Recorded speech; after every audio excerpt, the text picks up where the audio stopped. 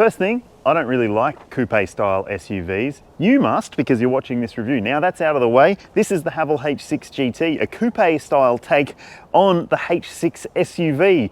It's still very practical. It's really good value for money. It's got a pretty punchy engine, but geez, it's got some really annoying features that I'm going to tell you all about in this review, so stay tuned.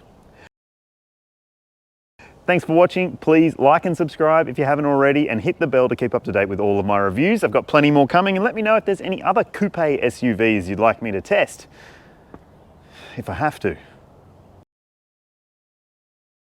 There are two versions of the Haval H6 GT available, though you wouldn't be able to split them in traffic because they look pretty much identical from the outside. So the entry-level version is the front-wheel drive Luxe, and it comes with the same sort of stuff that you can see on the exterior of this car. LED lights and tail lights. You've also got 19-inch alloy wheels as well. Inside, you get a 10-inch touchscreen media system and some pretty nice interior trim elements too. And if you choose the top spec Ultra all-wheel drive, which is this one here, you obviously get all-wheel drive as standard. You get a bigger touchscreen media system, you get a head-up display, you get electric adjustment for the passenger's seat, as well as for the driver's seat, which you get in the base model as well. Plus, there's heated and cooled front seats, a heated steering wheel, a big panoramic sunroof as well. So it does feel like you're getting the extra money that you're spending when it comes to value for money. But which one would you pick? I'm not convinced that there are any better rivals to this car at this price point anyway, but if you want an alternative that is pretty much an affordable SUV coupe, then the Renault Arcana could be one you'd want to look at. I've driven that car and I really did not like it. I thought that the engine and transmission was pretty abysmal, to be frank. So I wouldn't recommend it, but you might like the look of it. And if you can live with the powertrain, it's pretty good value. So if you've got more money to spend and you're not afraid to spend it, then I would recommend that you have a look at the Audi Q3 Sportback. It is a gorgeous looking coupe style SUV, and I reckon it ticks the box if you are after something that's premium and maybe has a bit more of a premium brand cachet to it as well. And if you're looking for just a really good looking SUV that is not necessarily a coupe but has some really sleek lines, then the Cupra Formentor could be the car for you. Hit the link at the top of the screen there and you'll be able to check out my review of that vehicle. I think it's a fantastic and semi-premium sporty SUV, and it's maybe a little bit more attractive than this beast, if you ask me. For some reason, this SUV looks smaller than it is, but it's actually pretty big, more than 4.7 meters long. It's 2 meters wide, so it's a pretty bulky thing, and it's almost as tall as I am. So don't think that it's a small SUV, because it isn't. Now, it does have some interesting sporty design cues here. You've got these little flicks along the edges of the side skirt, and not one, but 2 rear spoilers. Now, sorry about the shadow there, but I just want to show you the back end. I don't love these badges. There's just too many badges happening here. And these number plate fake covers, they just look a little bit cheap. So hopefully Haval can fix that stuff, because it would improve the appeal, in my opinion anyway. Now, let's check out the boot, because there's a bit to talk about. As I mentioned, this top spec version does come with an electric tailgate, and yes, because it is a coupe style SUV, that space is a little bit impacted by the fact that it has this cutaway style boot. So it doesn't have the biggest boot for an SUV of this size. 392 litres is actually pretty small in terms of the official volume. However, as you can see on your screen now, I did manage to fit my little girl's pram in there pretty easily with a fair bit of extra space as well. So it's not necessarily impractical, it's just not as practical as the size of this SUV maybe suggests that it should be. Under the boot floor, you do have a space saver spare wheel, which is good to see. There's a little bit of extra space around there too, so if you do want to hide something underneath there, you probably could. So it could be better, but it's not necessarily bad. Let's say you've walked into the Haval dealership and you own a 12-year-old Mitsubishi Outlander, or maybe a 3-generation-old Toyota RAV4, and you're thinking, I need a new car and I want it to feel a bit special. Well, this one does feel special. For the money that you're paying, there is a lot of perceived quality and really plush finishes in a car like this for not a whole lot of money in today's standards. So Why does it feel special? It's a mix of the materials that have been used and also the apparent technology that's available to you. So let's go through the material stuff first. I love these seats. I think they're fantastically comfortable. They're not the most adjustable, which does annoy me a little bit. I wish I could just sit it a little bit differently. The angle of the seat base isn't quite right for me, but I think that the material finishes, like this micro suede finish here, I'm not so hot on the GT badge, but I think it adds some element of pleasantness to this cabin. That same material is on this elbow rest here and on the elbow rest on the doors too. And then there's this finish across the dashboard, which is like a checker plate or a carbon fiber look finish. And I think it looks really nice too. Plus there's this other finish on the struts, I guess you'd call them, that come down onto this transmission area here. It just looks really good. Like there's a really nice feel to this cabin. But when it comes to the usability, things could be better when it comes to this screen in particular. Now, if you've watched any of my other GWM or Haval reviews, you'll know that the screens do tend to annoy me a little bit because you have to do so much through them. There is a panel of buttons below, so you can hit the AC button and that'll take you to the AC menu, but it means you've got to turn the air conditioning off or on to activate that menu to come up, because otherwise it's a little bit difficult to get into. And a lot of the stuff that you have to do through the screen can be quite confusing.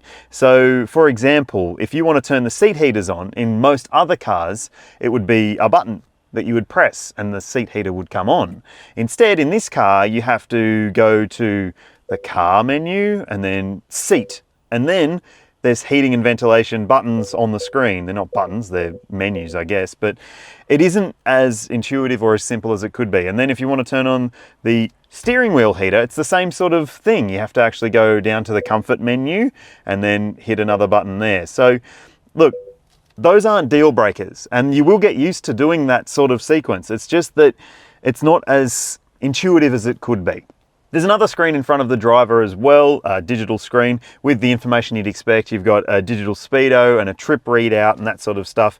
And also that's where you'll see whether you are on lane keeping assist or not, and active cruise control or not. So there's a fair bit to get your head around on that little screen too. When it comes to storage, it's pretty good in here. There's obviously this bridge section here with a storage section below where my phone's sitting down there at the moment. There's a wireless phone charger up here too, bottle holders with a little adjustable lever thing, covered center console bin, which is huge. You've got big bottle holders in the doors with big trays down there as well. So practicality wise, it's really good up front. So let's check out and see if the back is too.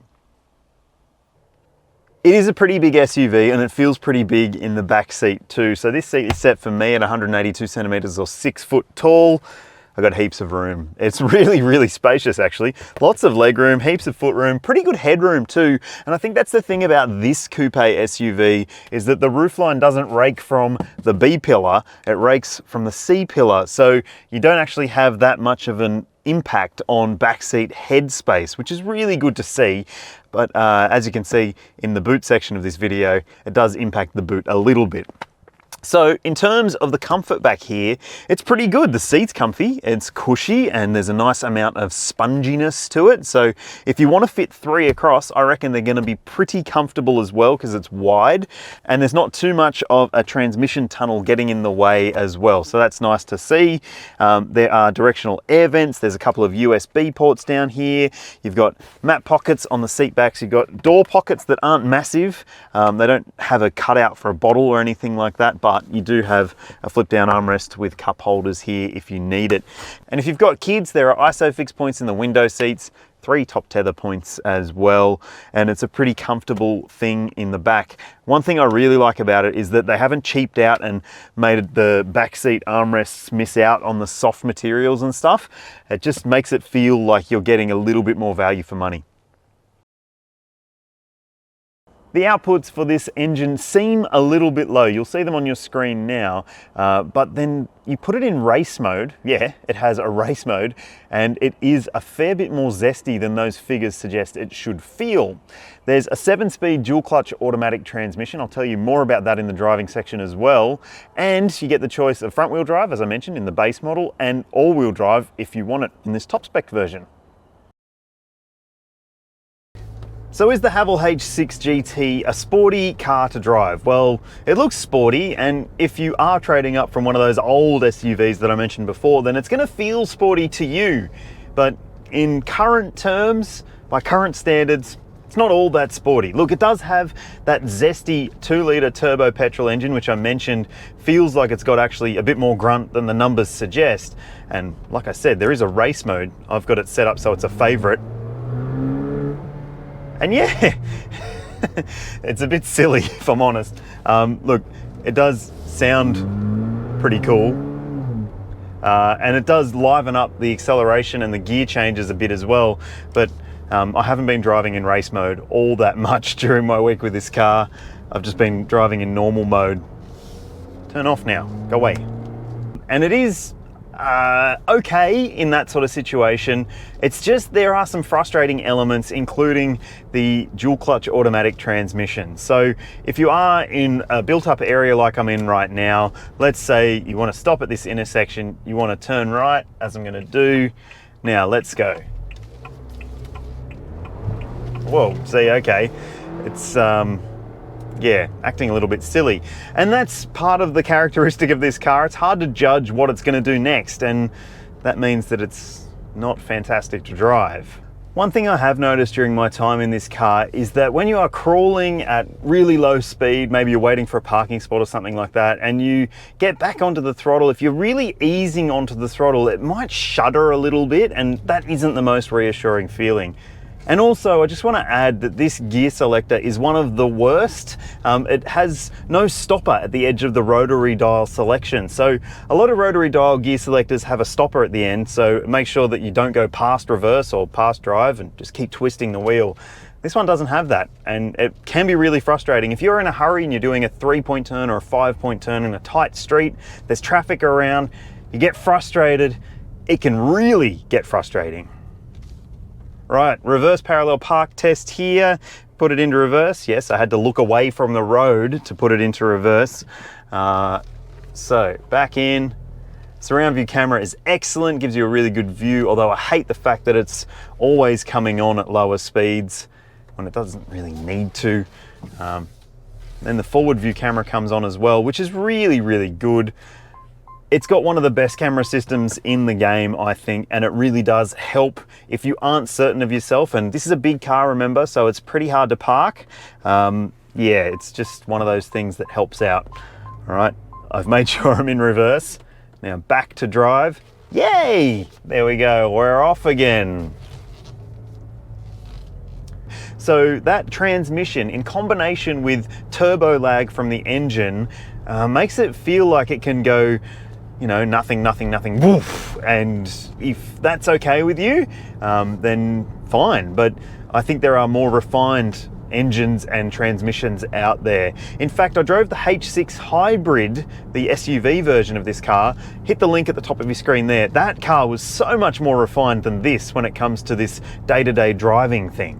I just also want to say that the adaptive cruise control in this car, not only is it, well, a little bit frustrating because it struggles with the dual clutch take up and turbo lag as well, especially if you're in a traffic jam or something like that, but it also almost feels like it's ABS braking at times, and you can get this sort of, it's like a braking feeling, which maybe it's just this car, but even so, if it is just this car, it might just be someone else's car too. So yeah, not amazing. The ride's okay. It does deal with lumps and bumps in the road surface pretty well for a car that's riding on 19-inch wheels. It's not too bad at all. But I just wish the steering was a bit more consistent as well. It's just a bit hard to judge at times. Seems to be a pretty common theme with this car. I don't think this is a bad car. I just think that it could be better if you are after a car that really lives up to the idea of something that has a GT badge on it. Look, if that means nothing to you, if you just like the look of the car and you are okay with a transmission that maybe doesn't behave as cleverly as it could, then it's going to be fine for you. But I just wish it was just a bit better. Let's talk fuel efficiency. 7.5 litres per 100 Ks is what the two-wheel drive version of this vehicle is said to use. And if you buy the all-wheel drive one like I'm in today, then the number jumps quite a bit to 8.4 litres per 100 Ks. Look, that's not very efficient for an SUV in this segment. Most other SUVs are a little bit lower than that. So that might play into your decision-making process. And in the real world, what I've seen during my time in this car is a little bit higher again. So not necessarily a gas guzzler, but if you hit the race mode button and drive it around like that all the time, it will be. The Haval H6 range managed the maximum 5-star ANCAP safety rating in 2022. That also applies to this GT coupe style model as well. Now, it comes with all the gear that you would expect: autonomous emergency braking with pedestrian and cyclist detection. There's also lane keeping assistance, emergency lane keeping assistance, which you need to learn the sequence to turn that off because it's pretty interventional and gets in the way of your driving experience. I don't love it. Then there's also blind spot monitoring and recross traffic alert and a surround view camera as well, which is very good to see. Although that camera system, when you are driving at lower speeds, it always comes on, and that can be annoying. Maybe you can turn it off, but I didn't figure out how to do that. In terms of airbag coverage, you've got dual front side, a front center airbag to stop head impacts if you are in a side impact collision, and there's also curtain airbags that cover the back row as well. The Haval range comes with a 7-year unlimited kilometre warranty. Plus, there's 5 years of roadside assist included too, and you get a 5-year capped price service plan applicable to the H6 model range as well. You'll see the prices on your screen now for the front-wheel drive and all-wheel drive versions. There is a bit of a difference, and you need to know that the first service is at 10,000 kilometres or 12 months, and then it's every 12 months or 15,000 Ks after that, up to, what does that make, 70,000 Ks, something like that? So it is a little bit irregular when it comes to those service intervals, but hey, you're pretty well covered for this car. Look, I can see the appeal of the Haval H6 GT. I wouldn't personally buy a coupe style SUV, but if I was gonna buy one, if someone said to me, you have to have a coupe style SUV, it wouldn't be this one. I'd buy an Audi Q3 Sportback. But tell me what you think in the comments section below. Would you have the H6 GT or a Haval H6 more generally? And does the coupe style SUV lifestyle appeal to you, and why? I just don't get it. Let me know in the comments section. Hit like and subscribe if you haven't already, and I'll see you in the next one.